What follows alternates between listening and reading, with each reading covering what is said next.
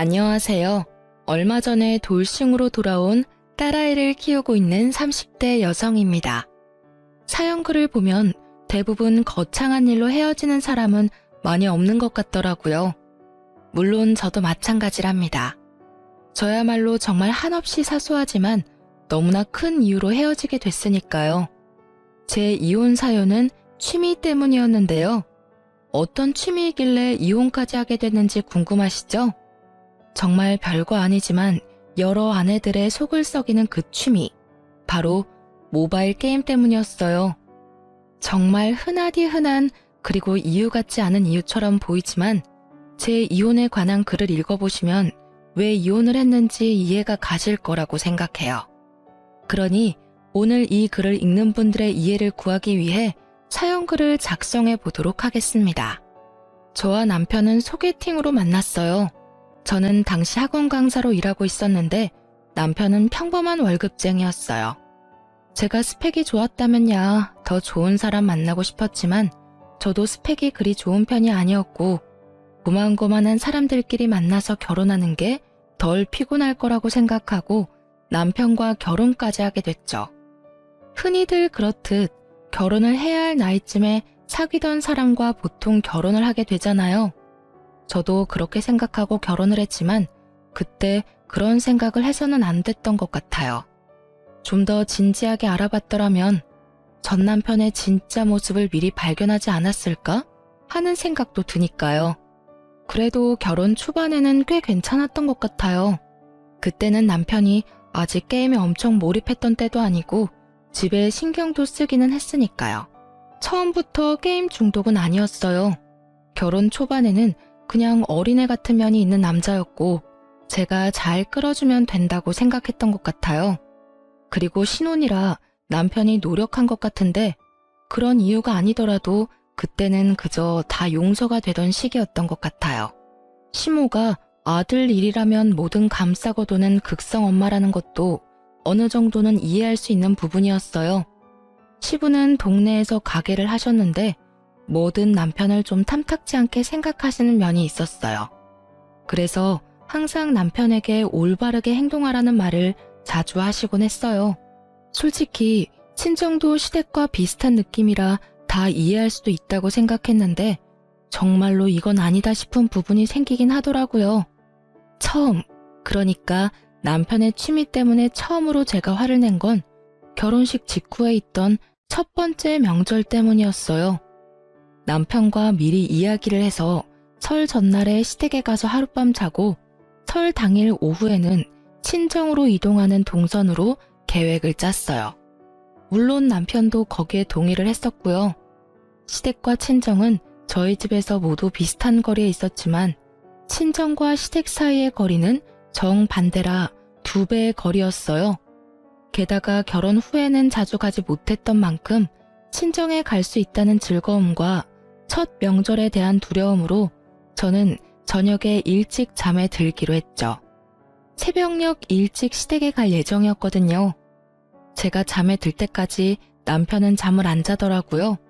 보니 컴퓨터가 있는 방에서 열심히 뭘 하더라고요. 슬쩍 봤더니 게임이었어요. 뭐 게임이야 취미이고 스트레스 풀기용이니 이때는 저도 쿨하게 하도록 놔뒀죠. 이때 이걸 바로 잡았어야 했는데 그때는 이제 곧 남편도 자겠지 하는 마음으로 저 먼저 잠에 들었어요. 그런데 그날 너무 건조했던지라 중간에 목이 가렵고 물이 마시고 싶어서 잠에서 깨버렸어요. 물 한 모금 마실까 하고 조심스레 일어났는데 옆에 남편이 없더군요. 이상하다 싶어서 부엌 정수기에서 물을 따라 먹고 있는데 희미한 불빛과 소리가 남편이 있던 방에서 나더라고요. 슬쩍 가서 확인을 해보니 남편이 누군가와 통화를 하면서 여전히 게임을 하고 있더라고요. 시계를 확인하니 새벽 3시 반. 아침 7시에 시댁으로 출발하기로 했는데 여태 잠을 자고 있지 않으니 환장하겠더라고요. 이 남자가 도대체 무슨 생각으로 일어나 싶어서 결국은 제가 참다 못해 한마디 했죠. 당신 아직도 잠을 안 자면 어떡해. 내일 시댁 가는 거 잊었어? 내가 지금 운전면허 따고 있는 중이라 당신 차 운전도 못 해주잖아. 생각을 좀 하고 놀아. 금방 끝낼 거야. 가서 자. 당신한테 운전해달라고 안 할 테니까 걱정 말고. 걱정이 안 될 수가 없잖아요. 수면 부족으로 차를 몰면 얼마나 위험한지를 아는데. 남편이 잘 거라고 생각하고 저도 다시 잠에 들어봤지만 결국 일찍 깨버렸어요. 5시 좀 넘어서 일어났는데 여전히 남편이 게임을 하고 있더군요. 밤을 꼴딱 샌 거예요. 진짜 하루 날밤 샌 거야? 당신 도대체 왜 이래? 차 몰고 가다가 잠들면 어쩌려고? 괜찮다니까. 왜 아침부터 화를 내? 내가 괜찮다고. 알아서 잘 갈 거니까 걱정하지 말라고. 진짜 차표가 남아있었다면 대중교통을 이용하고 싶을 만큼 불안했지만 어쩔 수 없이 남편 차를 타고 시댁에 갔어요. 남편의 집중력이 끊기기 직전 시댁에 도착해 다행이었지만 시댁에서 남편의 행동은 더 가관이었어요. 마치 일을 많이 해서 지친 것처럼 아이고 하며 안방에 들어가더니 침대 위에 풀썩 드러누워서는 잠부터 자더라고요. 그걸 보던 시모가 저한테 한 소리 하더라고요. 넌 도대체 애가 저렇게 될 때까지 뭐 했어? 아무리 일도 좋지만 남편 내조도 해야지. 내가 봐도 얼굴이 퀭하니 안 좋은데 몸에 좋은 거라도 좀 먹여. 그리고 잠도 좀 푹 재우고. 대체 넌 집에서 뭐 하길래 남편만 저렇게 살이 쏙 빠져? 아니, 너무 어이가 없더라고요. 지 몸 관리 못한 게 저 때문이라고요? 저놈이 스스로 몸 관리 엉망으로 한 걸 왜 저한테 퍼붓는지. 게다가 남편 놈 살 빠지는 게 왜 제 탓이에요? 같은 거 먹고 같은 집에서 사는데 살찌려면 같이 찌는 거지. 게임하느라 살 빠진 거 차마 말할 수 없어 이날은 턱끝까지 차오르는 말들을 삼킬 수밖에 없었어요. 그 때문에 저는 열이 무척이나 받은 상태였고 남편 놈은 여전히 아무 생각 없는 것 같았어요. 저희는 작은 방에서 잤는데 남편은 이번에 폰으로 게임을 하느라 또 날밤을 지새우려고 하더군요. 제가 남편에게 나지막하게 경고를 던졌어요. 적당히 하고 자. 내일 우리 집에 가서 또 처자고 있는 꼴 보기 싫으니까. 알아서 몸 관리하라고. 내가 오늘 당신 때문에 어머님한테 무슨 소리 들었는지 모르지? 나 진짜 열받았으니까 알아서 잘해. 낮에 푹 자서 지금은 졸리지가 않다고. 그리고 내가 다 알아서 하잖아. 오늘도 우리 집에 내가 알아서 잘 모셔줬는 거 기억 안 나? 의기양양한 그 말투에 저는 포기하고 저 먼저 잠에 들었어요. 그리고 새벽에 또 남편이 여전히 밤새 게임을 한 걸 목격했죠. 아침 밥을 먹는데 시모가 이렇게 말하더군요. 아무래도 얘가 몸이 너무 안 좋은 것 같아. 오늘도 하루 여기서 한숨 자고 가. 너희 이대로 가다간 사고 난다. 시모의 한마디에 남편이 희색을 하더니 대답하더라고요. 엄마가 봐도 그렇지? 오늘은 좀 쉬어야겠어. 당신도 오늘은 푹 쉬어. 저 입을 당장이라도 찢어버리고 싶었어요. 웃는 면상에 침을 뱉고 싶었지만 참았어요. 첫 명절, 첫 시댁. 너무 많은 생각이 들었으니까요. 결국 저는 친정에 가지도 못했어요. 그리고 돌아온 집에서 남편에게 미친 듯이 화를 냈어요. 야, 너 어떻게 이럴 수 있어? 내가 일찍 자라고 했어, 안 했어? 왜 잠도 안 자고 게임하면서 날밤 새는데? 너 때문에 나 친정에도 못 갔거든? 어떻게 책임질 거야? 친정에 못 간 게 왜 내 탓이야? 네가 운전할 줄 알았으면 가면 됐잖아. 솔직히 내가 무슨 기사야? 왜 매번 내가 너 데려다 줘야 하냐고. 너 설마 지금 설날에 친정 가는 게 나 혼자 가야 한다고 생각하는 거야? 미친놈아.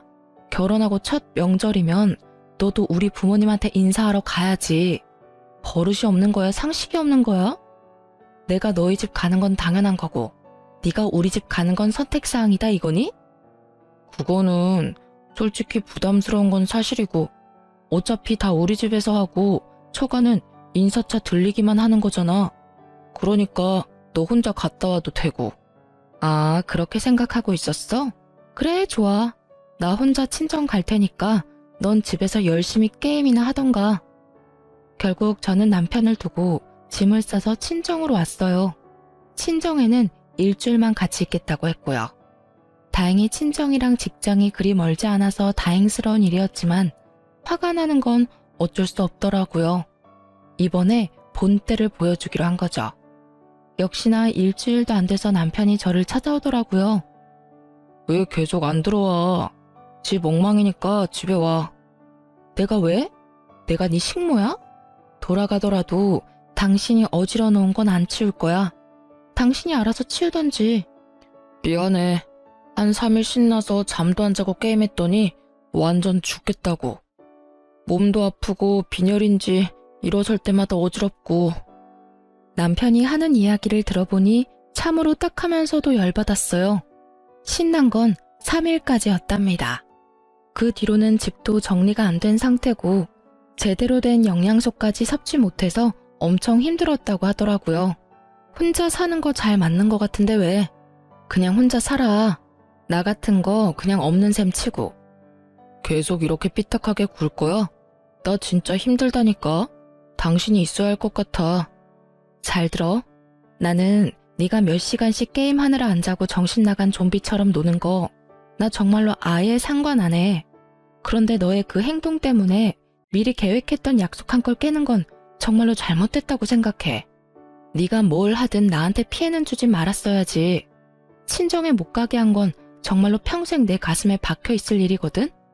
앞으로 이런 일 있으면 나는 집 나갈 거야. 당신이 지금처럼 와서 용서 구해도 안 받아줄 테니까. 알았어, 알았어. 다 내가 미안하다니까. 그러니까 이만 집에 돌아와. 나도 이러다 죽을지도 모르겠다는 생각을 잠깐 하긴 했어. 정말로 후회를 하고 반성을 했는지 남편은 제게 사과도 하고 게임도 덜 하더라고요. 물론 제가 먼저 게임 시간을 정해줬죠. 집에 와서 얼마나 해도 상관은 없지만 자정 전에는 잠자리에 들어야 한다고요. 그 이상 게임에 열중하면 영 끊겠다고 모질게 말했더니 말을 알아들었는지 자중하더군요. 그리고 그 덕이었는지 저와 남편 사이에 딸도 하나 생겼어요. 갓난아기 덕분에 얼마 동안은 또 잘 살았어요. 그런데 하루는 남편이 곤란한 얼굴로 저에게 용건을 꺼냈어요. 미안한데 돈 모아놓은 거 좀 있어? 엄마가 아버지 차 몰고 가서 사고 났는데 보험 처리는 안 되고 상대방도 다쳐서 돈이 많이 들어가. 지금 큰일 나게 생겼는데 엄마는 정신 하나도 없고 나한테 물어보는데 나도 모아놓은 돈이 많지는 않아서. 어머님은 안 다치셨어? 그렇게 큰일 있으면 아버님한테 말하지. 양가 어른들에게 혹시나 문제가 생기면 쓸 수 있게 돈을 좀 모아놓은 게 있기는 한데 얼마나 필요하신 거야? 한 1,000만 원 정도 필요해. 엄마가 쪽팔려서 너한테는 빌려달라고 말을 못 하시겠다고 하더라고요. 그런데 어떡해. 일단 사람부터 살리고 봐야 할 거 아냐. 저는 남편에게 1,000만 원을 빌려줬어요. 쉬운 선택은 아니었지만 힘들다니 어쩔 수 없었죠. 그러더니 남편이 한마디 더 하더라고요. 엄마 성격 알지? 남한테 빚지고는 못 사는 성격이신 거. 웬만하면 아는 척 하지 말고 기다려줘. 금방 돌려주실 테니까. 돈 들어오면 내가 당신한테 줄게. 저는 그 말만 철석같이 믿고 있었어요. 그런데 그 믿음이 깨진 건 일주일 뒤였죠. 며느라가, 너 이번에 너희 신우 결혼하는 거 알지? 본수의 예단에 이것저것 해야 할 게 많은데 걔도 모아놓은 거 하나 없고 우리도 너희 집 살 때 돈 보태느라 돈이 없어. 혹시 너희 돈 모아놓은 거 있으면 좀 빌려줘라. 그 정도는 해줄 수 있지? 당당하게 돈을 요구하는 시모의 그 말에 저는 조심스럽게 시모에게 대답했죠.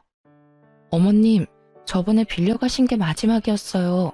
정말로 지금은 돈이 없어서 남편도 그때 같이 보태서 낸다고 했으니까 남편도 없을 거예요.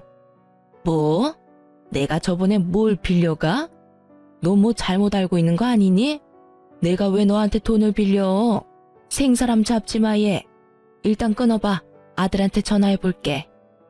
결국 시모는 전화를 끊었고 저에게는 의문만 남았습니다.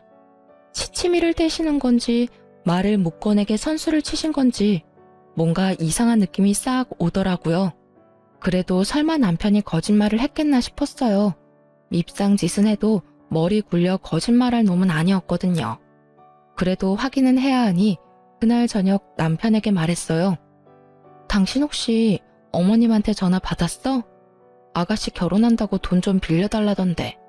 저번에 빌려드린 돈은 아예 다 쓰신 거야? 어? 그거? 아마 그때 다 쓰셨으니까 연락 오셨겠지? 아 맞다. 나 쓰레기 좀 버리고 올게.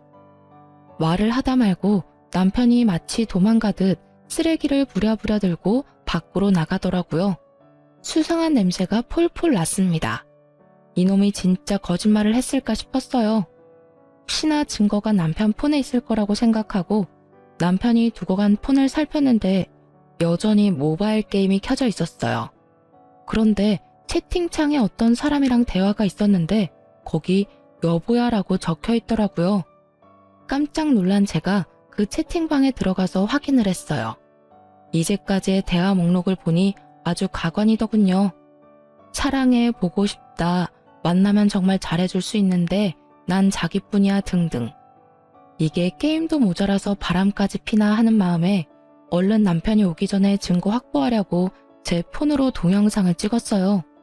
영상으로 채팅 내역을 모두 저장한 저는 혹시 다른 건 없나 싶어서 둘러봤어요. 별로 이상할 게 없었지만 딱 한 가지, 남편의 캐릭터 레벨이 높더라고요. 캐릭터 옆에 VIP라고 떡하니 써져 있었죠. 저도 모바일 게임을 해봐서 아는데 VIP 레벨은 무조건 돈을 써야 레벨을 올릴 수 있는 단계거든요. 높으면 높을수록 돈을 많이 썼다는 이야기인데 저는 설마 하면서 어느 정도 돈을 썼나 싶어서 남편 어플의 결제 내역부터 확인했어요. 그런데 그거 보고 저 완전 눈 돌아갔잖아요. 확인한 날짜, 그달에 총 지출액이 100만 원 정도 되더군요. 게다가 제가 확인한 날은 17일이었는데 1일부터 17일까지 100만 원을 썼다는 이야기잖아요. 기겁을 한 제가 더 아래쪽으로 내려가 저번 달, 저저번 달까지 확인을 했더니 그 내역도 줄줄이 다 뜨더라고요. 100만 원이 훨씬 넘는 돈이 여기에 다 들어가 있더라고요. 그제야 저는 깨달았죠. 남편 놈이 지 월급을 모두 게임에 꼬라박았다는 걸요. 그리고 그와 함께 제가 남편에게 준 돈의 행방이 걱정되기 시작했어요. 이 결제 내역을 보고 나니 아까 시모와의 통화에서 시모가 정말 그런 내용을 몰랐던 거 아닐까 하는 합리적 의심이 들었죠. 실제로는 그런 사고 당한 적도 없고 돈도 가져가지 않았을지도 모른다는 생각이 강하게 들었어요. 남편이 거짓말하고 그 돈을 다른 데로 보낸 게 아닐까 하는 생각이요. 그런데 현금 결제 내역으로는 제가 준 1,000만 원의 행방은 찾을 수가 없었어요. 이게 어디로 갔나 싶었는데 그 실마리는 의외의 곳에서 발견했어요. 바로 남편과 여보야 하며 대화를 주고받았던 채팅방이요. 그 채팅방 훑어보니 제가 돈을 빌려준 날 이런 메시지가 있었어요. 그때 돈 빌려줘서 너무 고마웠어. 자기 덕분에 한시름 났네. 사랑해. 이런 메시지요. 아마 돈 빌려준 게 제 돈 1,000만 원일 거라는 강한 감이 오더라고요. 결국 열받은 저는 쓰레기 버리고 돌아온 남편을 털었어요. 너 내 돈 어머님한테 빌려줬다는 거 거짓말이지? 아니야. 그거 받아서 엄마한테 빌려줬어. 엄마가 모르는 척 하는 거라니까. 저는 남편 놈에게 폰을 던지며 말했어요. 거짓말 작작 좀 해. 내가 바보 병신으로 보이냐? 네 폰에 이렇게 버젓하게 증거가 있는데 저번에도 내가 말했듯이 네가 뭘 하든 내 알바가 아니야. 그냥 나한테 피해만 주지 말라고. 그 말 그때 들었지? 그런데 이게 뭐야? 너 어머니한테 준다고 가져간 돈 게임으로 만난 여자한테 줬더라? 미친놈아. 얼굴도 못 본 여자한테 뭐가 꽂혀가지고 그 큰 돈을 갖다 바쳐? 네가 사람이야? 그 돈이 무슨 돈인데? 맞습니다. 그 여자와는 얼굴 한번 본 적 없는 사이였더라고요. 여자가 돈을 빌려준 다음날 이제 만나자며 날짜를 잡은 걸 봤거든요. 그 말에 남편 놈이 기대하는 표정의 이모티콘을 보낸 것도 정확하게 봤고요. 채찍질 같은 제 말에도 남편은 한마디도 안 치고 대답하더군요. 뭐가 꽂히긴. 같은 취미 가지고 있는 여자가 더 좋은 게 당연하지. 이거 봐. 당신은 여전히 내가 게임을 왜 하는지도 모르잖아. 나도 당신처럼 게임 못하게 하고 매번 통제하려는 여자는 짜증나서 싫다고. 그래서 너한테서 마음 멀어지는 건데 왜 남 탓을 하는 건데? 우와, 앞에서 이딴 말을 듣는데 진짜 머리 돌아버리겠더라고요. 통제라는 말을 이럴 때 쓰는 게 맞나요? 제 상식선에서는 도저히 이해가 안 가는 이야기라 헛웃음만 나오더군요. 그래서 너는 하늘을 우러러 한 점 부끄럼 없다 이거야? 말해봐. 네가 진짜 잘못한 게 하나도 없어? 그 돈도 어머님한테 준 게 사실이고? 그럼 믿어줄 테니까 지금 당장 어머님한테 가서 그 돈 받아와. 내 돈이고 나는 그 돈 받을 자격 있다고 생각하니까 당장 가져와. 네가 지금 내 앞에 돈 대령하면 이 일 다 없었던 일로 치고 내가 너한테 사과하면서 큰절까지 할게. 당당하다며. 그럼 지금 당장이라도 이야기해서 돌려달라고 해야지. 그건 지금 당장 못해. 엄마도 사정이 있고. 어머님이 사정이 있는 게 아니라 네가 사정이 있겠지. 그 여자한테 다 줘서 없지? 통장 내역 당장 까. 어머님한테 드렸으면 어머님 명의로 1,000만 원이 넘어갔겠지. 결국 남편은 말도 못하고 통장도 보여주지 않더라고요. 지은 죄가 있는 게 목소리는 얼마나 큰지 저는 당장 남편을 끌고 시댁으로 쳐들어갔어요. 이미 이후는 무조건 확정사항이었어요. 제 마음속에는 이미 선이 그어졌거든요. 그래도 남편놈이 친 사고를 시부모가 알아야 어떻게든 수습이 될 것 같아서 말이죠. 시댁에 가서 남편놈을 앞세우고 이혼하겠다고 말했어요. 시댁에서도 폭탄 발언을 한 저와 남편을 연달아 보며 무슨 일인지 쳐다보더라고요. 솔직히 말 꺼내면서도 시모가 저를 두둔해 줄 거라는 생각은 정말 조금도 하지 않았어요. 어머님, 아버님, 저 이 사람이랑 이혼할 거예요. 정말 지긋지긋해서 못 해먹겠어요. 게임하느라 집안일은 아무것도 안 하고 육아조차도 관심이 없어요. 게다가 게임을 취미로 하는 거면 모르겠지만 이 정도로 사람 허파 뒤집을 정도로 사고치는 건 절대로 용서 못해요. 그리고 예상대로 시모는 제게 더 큰 비난을 퍼붓더라고요. 너 무슨 말을 그렇게 해? 남편 내조를 제대로 못한 너를 탓해야지. 너는 이렇게 될 때까지 뭘 했어? 이게 온전히 다 우리 아들 탓이야? 네가 신경 쓰고 관리했으면 이렇게까지는 되지 않았을 거 아니야? 남편 기죽이는 건 그렇게 잘하면서 취미로 하는 걸 이해 못할 정도면 그래, 차라리 헤어지는 게 잘 됐네. 너 우리 아들한테 하는 거 애저녁부터 마음에 안 들었어. 너만 큰소리 칠 줄 아나 본데 나도 너한테 큰소리 칠 거 많거든? 아무것도 모르고 남편 새끼 두둔하는 시무를 보니 아주 불쌍해서 딱할 정도였어요. 아, 그러세요? 제가 어떻게 관리를 해야 할까요? 월급의 절반을 게임에다 쳐넣으면서 저한테는 꼴랑 50만 원으로 생활비 하라는 남편을요. 없는 돈에 한 푼이라도 아껴보려고 끙끙대며 허리띠 졸라매는 제 옆에서 남편 취미라는 게임으로 돈이 줄줄 새어나가고 있는데 그걸 몰라서 여태 참았지. 알았으면 저도 여기까지 끌었겠어요? 50만 원이라도 줬으면 다행이지. 돈을 아예 안 준 것도 아니고 돈을 줬으면 그걸로 살림 사는 건 네 몫이지. 그리고 남편한테 관심이 없으니 돈 나가는 것도 몰랐던 거 아니냐? 이게 네가 내조를 제대로 안 한다는 증거지. 시모 말이 끝나자마자 남편놈이 의기양양하게 되지도 않는 말 하고 있더라고요. 그래, 넌 처음부터 내 취미 생활을 인정을 안 하잖아. 솔직히 내 돈을 내 취미에 쓰는 게 왜 나빠? 돈을 안 준 것도 아닌데 그걸로 생활비 했으면 나한테 할 말 없지. 시모를 등에 업고 입이 10개라도 할 말이 없어야 할 죄인이 뚫린 입으로 말은 얼마나 잘하던지요. 그 꼴을 보니 더 열받아서 저도 모르게 흥분하게 되더라고요. 결국 큰 소리로 꽥 냅다 질러버렸죠. 뭐? 야, 네가 돈만 썼어?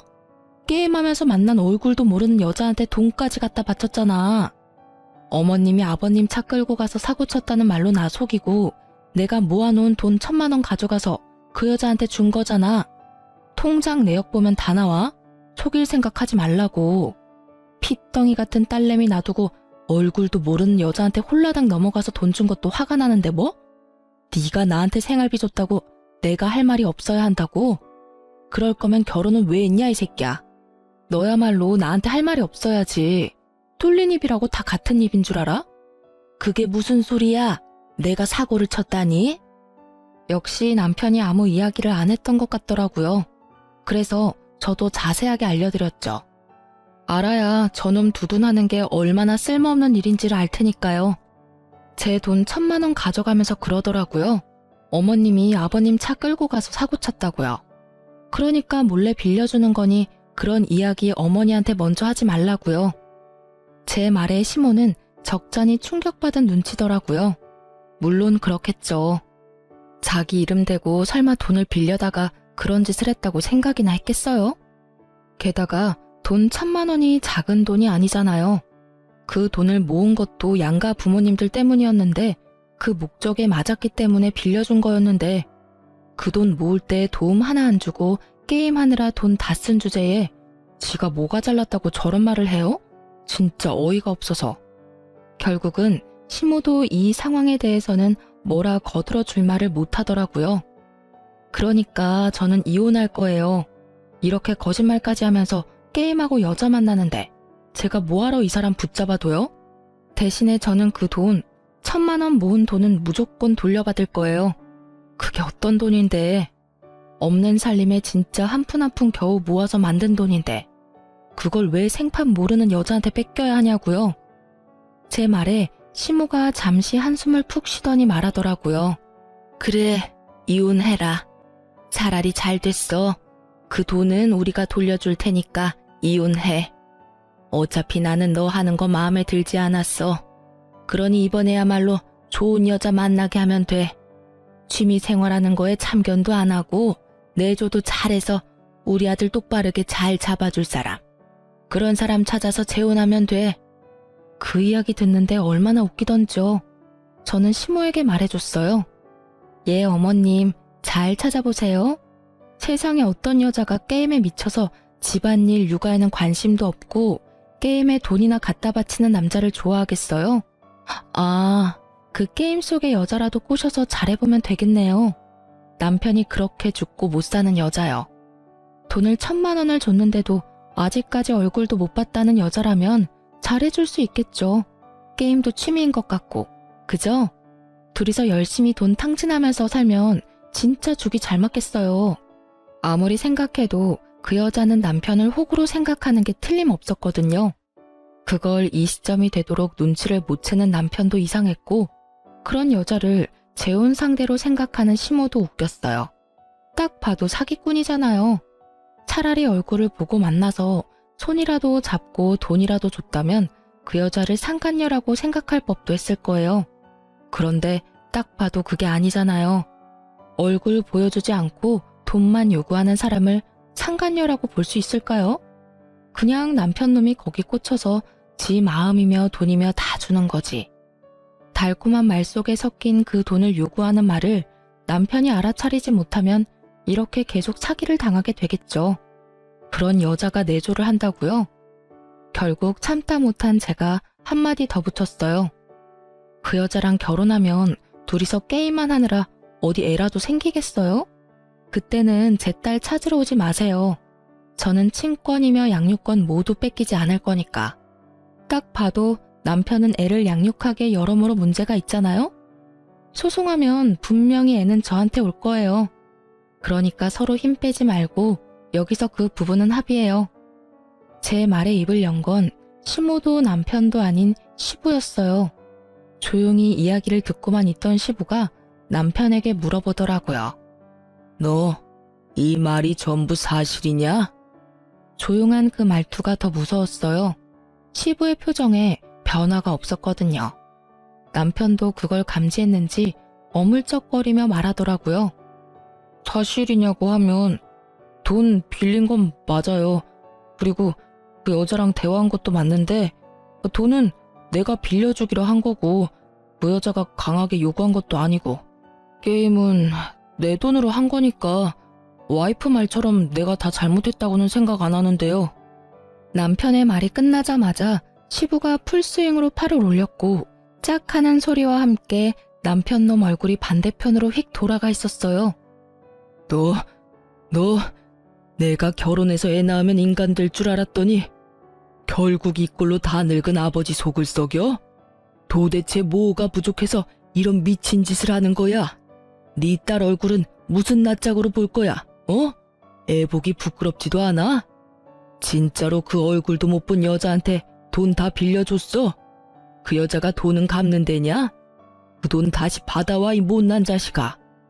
결국 흥분한 시부에 의해 남편은 내내 두들겨 맞았지만 다 늙은 시부 손이 아프면 얼마나 아프겠어요.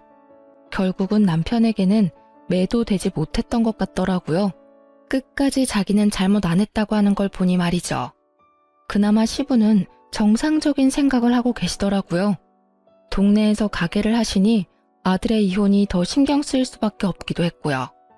아무래도 장사하시니 다른 사람들 입방아에 오르는 게 싫으셨던 것 같기도 하더라고요. 물론 그 이상으로 아들에게 실망한 것 같았지만요. 결국 저의 이혼은 합의로 가게 됐어요. 시부가 조용히 묻고 싶어 하는 것 같았거든요. 시부에게 직접 1,000만 원을 돌려받았고 재산 분할도 적당히 하게 됐어요.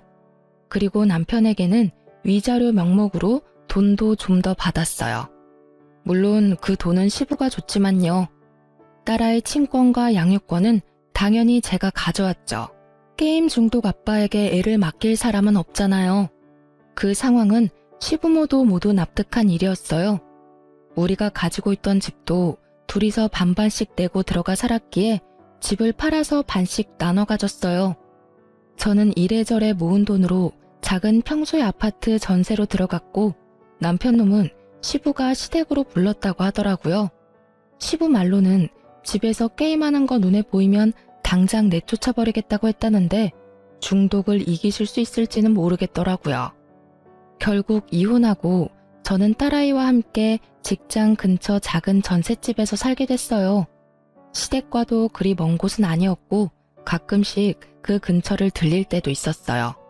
그러던 중 시부가 일하던 가게 근처에 갈 일이 생겨서 그 근처를 방문했다가 시부를 마주쳤어요.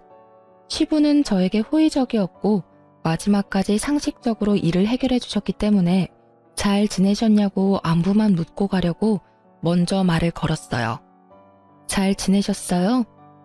그렇게 말을 걸고 가까이서 시부 얼굴을 보니 아주 얼굴이 퀭하더라고요. 저는 흠칫 놀랐어요. 저와 이혼하고 남편이 또 사고친 건 아닌가 하는 생각이 들었죠. 그래. 여기는 무슨 일로 왔어? 근처에 볼 일이 있어서 왔다가 잠깐 들렀어요. 인사만 하고 가려고 했는데 혹시 몸이 안 좋으세요? 얼굴빛이 너무 안 좋아 보여서. 걱정스럽게 쳐다보는 저를 보던 시부가 고개를 절레절레 저으시더니 말하더군요. 내가 그 미친놈 때문에 죽겠어. 아니, 그게 귀신이 씌인 것도 아니고 진짜 정신이 제대로 나갔어. 너한테 할 이야기는 아니라는 걸 아는데도 진짜 이놈이 짐승 새끼가 아닌가 그런 생각이 든단 말이지. 네? 또 무슨 일 있으셨어요? 아직도 그 사람 게임 못 끊었어요? 아니면 그 여자 때문에 그러세요? 이놈이 우리 집 들어와서도 여전히 정신을 못 차려. 게임을 하지 말라고 했더니 집을 나가서 들어오지를 않잖아. 어디 있는지 찾아보면 집 근처 어슬렁거리며 게임이나 쳐하고 밥도 안 먹고 잠도 안 자서 아주 사람 속을 완전 문드러지게 하는 거야. 게다가 그 여자한테서도 아직 못 벗어났는지 돈도 안 돌려주는데도 아비 앞에서 그 여자를 끼고 돌아. 어휴. 그 이야기를 들으면서도 저는 이렇게 될 줄 알았다는 생각이 저절로 들 정도였어요. 솔직히 제가 당한 일들을 모조리 두 분이 당하고 계신다고 생각하니 좀 딱한 마음도 들기는 했죠.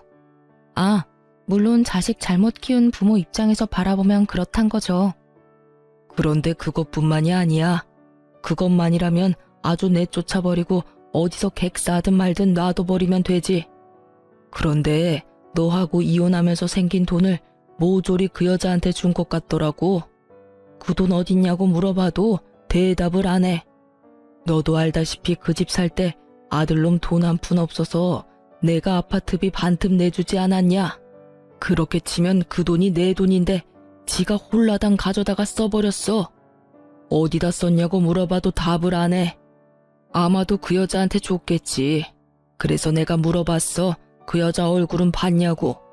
그렇게 좋으면 집에 데리고 와서 얼굴이나 보여주라고. 그랬더니 참견하지 말고 가만히 있으랜다. 집에 데리고 오지도 못할 여자한테 그 많은 돈을 퍼부었다고 생각하니 내가 이놈을 왜 데리고 왔는지 이제는 후회가 돼. 저 알아서 살도록 놔둬버릴 것을. 그런 일이 많이 힘드셨겠어요. 그래서 지금도 같이 살고 있고요? 아니야. 이 못난 놈 저번 주에 내보냈어. 월세방 하나 얻어주고 지가 월세 못 내면 알아서 쫓겨나겠지. 그것도 왜 내보낸지 알면 기도 안 찰 거다. 얼마 전부터 집안에 있는 물건이 하나씩 없어지더라고. 처음에는 부엌에 있는 물건이었는데 그 다음에는 컴퓨터나 TV, 공기청정기가 없어지더라고. 알고 보니 아들놈이 그걸 가져갔더라고. 어디다 썼냐고 물어보니 답을 안 하길래 알아보니까 그거를 다 갖다 중고시장에 팔아버렸더라고. 돈으로 바꿔서는 또 그 돈도 여자한테 보냈더라고. 내가 그걸 알고 나니 진짜 귀신을 집에 들렸다 싶어가지고 당장 내보내버렸지. 집에 못 들어오도록 비밀번호까지 바꾸고. 그 말을 듣는데 이젠 저도 위로의 말을 못 꺼내겠더라고요. 얼마나 고생했을지가 눈에 훤해서요. 제가 그런 말하면 죄송할 것 같아서 말을 아꼈어요. 그랬더니 시부가 저한테 그러더군요. 너 이혼 잘했어. 그놈 데리고 있었으면 우리 손녀까지 팔아치웠을지도 모를 일이야. 봐라. 그렇게 자기 아들이라며 끔찍이도 두둔하던 마누라가 세간살이 하나씩 없어질 때마다 점점 말도 없어지고 내 눈치까지 보더라니까. 결국 냉장고 없어졌을 때 이놈의 옆에 내가 내 앞에서 울더라니까. 그렇게 아들 편들지 말라고. 나쁜 건 고쳐야 되니 모질게라도 대하라고 했건만 그걸 못해서는 결국 아들을 저렇게 만들었으니. 그 말을 하는데 하필 시모가 가게 안으로 들어오시더라고요. 제가 이혼하기 전에 시모는 아무 일도 안 하는 전업주부였는데 남편이 얼마나 재정적으로 두 분을 쪼들리게 만들었는지 결국 시모도 시부 가게에 나와서 일을 도와주고 계셨더라고요. 시모는 제 얼굴 보고 흠칫하더니 이내 눈물을 주룩주룩 흘리더라고요. 애미야, 내가 너한테 모진 말을 많이 했어. 같이 살아보니까 네가 얼마나 고생했을지 알겠더라. 내가 그런 말 한 거 마음에 담아두지 마라. 못 모르고 한 말이야. 알고 나니 도저히 감싸줄 생각도 안 들고 그냥 너한테 미안하다는 생각만 나더라. 시모도 전 남편에게 쓴소리까지 했다고 하는데 결국 그게 먹히지는 않았대요. 제 앞에서 울면서 그런 이야기를 하는 시모를 보니 참 무슨 표정을 지어야 할지 모르겠더라고요. 그렇지만 분명하게 드는 생각은 딸아이만이라도 데리고 나와서 정말 다행이라는 생각이었죠. 남남이라는 게 이렇게 마음이 편할 줄 몰랐어요. 시모가 그렇게 후회를 하는데 저희는 이미 이혼을 해서 남남이잖아요. 시부모와 그런 이야기를 끝내고 집에 돌아왔는데 남편놈이 착실하게 제 무덤 파고 있는 걸 듣고 나니 빨리 손절하기를 잘했다는 생각이 들었어요. 그리고 한 가지 의문이 들었죠. 도대체 게임 속의 여자는 얼마나 대단한 여자길래 이렇게 남자의 골수까지 빨아먹나 싶은 생각이 들었거든요. 전 남편이 돈이며 세간살이며 다 갖다 바친 거면 분명히 그만큼의 무언가가 있으니까 줬을 거잖아요. 그런데 얼굴은 한 번도 본 적이 없다고 하고 아무래도 사기꾼 냄새가 났는데 전 남편이 그걸 눈치를 못 챘다는 것도 이상하니까요.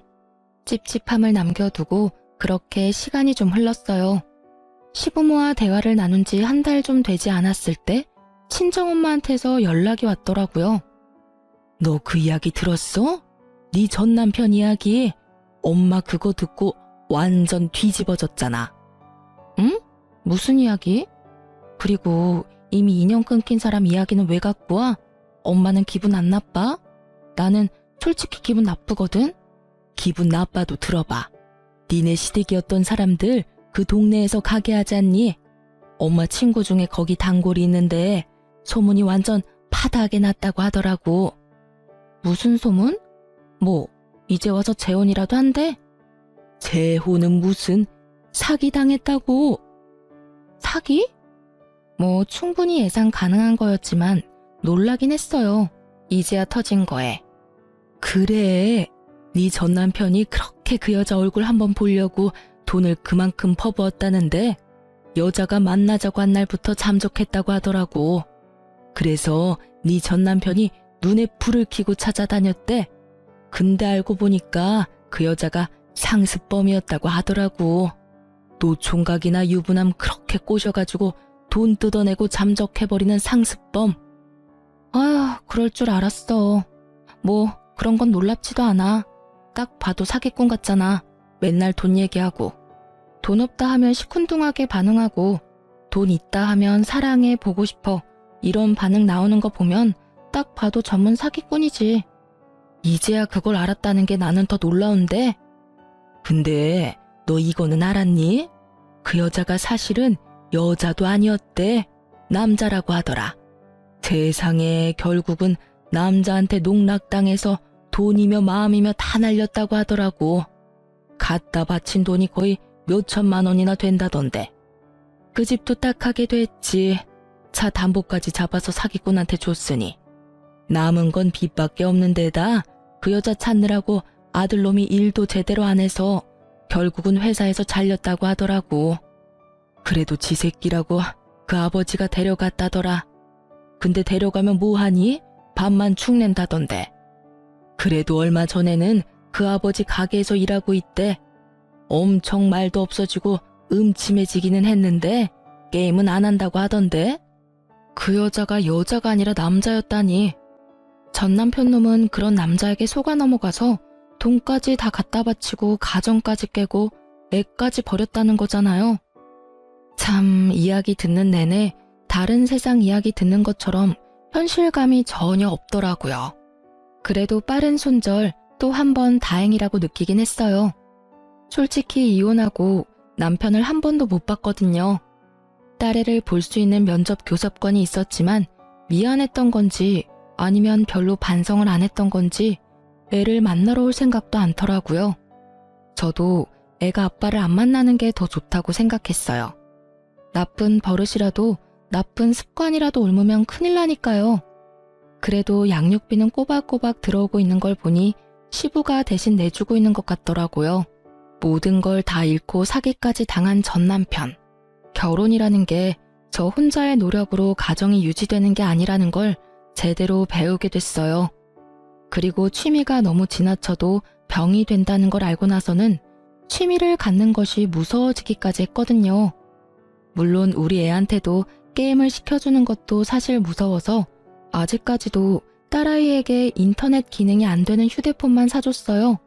혹시라도 저 몰래 모바일 게임을 할까 봐서요. 전 남편의 이야기를 들으니 하나의 맹목적으로 집중하는 게 얼마나 무서운 일인지에 대해 깨닫게 됐고요. 뭐든 적당한 게 좋은 법이죠, 남편에게는. 이번 일이 아주 좋은 이야기 되었다고 생각해요. 그 일이 아니었다면 여전히 재산을 탕진하면서 게임에만 몰두하게 됐을 테니까요. 지금이라도 정신 차렸으면 잘 된 일이죠.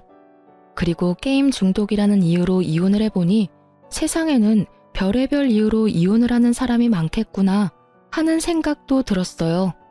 글을 쓰고 보니 유치하면서도 어이없는 이혼 사유이긴 한데 그래도 저에게는 생각보다 큰일이었다는 것만큼은 알아주셨으면 해요. 저 당시에는 정말 막막하고 힘들었으니까요. 쓰다 보니 글이 길어졌지만 글이 지루하지는 않으셨을 거예요. 뒷골 잡게 만드는 남편놈 덕분에요. 바쁘신 와중에 긴 글 읽어주셔서 너무 감사합니다.